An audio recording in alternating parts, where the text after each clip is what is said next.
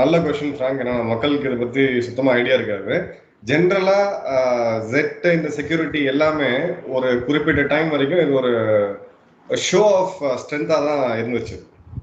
Jet இருந்தா பெரிய ஆளு அப்படின்ற மாதிரி தான் நிறைய பேர் கேட்டு எல்லாம் வாங்கினாங்க. நம்ம தமிழக அரசியல்லே பாத்தீங்கன்னா எங்களுக்கு வேணும் அப்படின்னு சொல்லி எல்லாம் கேஸ் எல்லாம் போட்டெல்லாம் வாங்கின கதையெல்லாம் இருக்கு.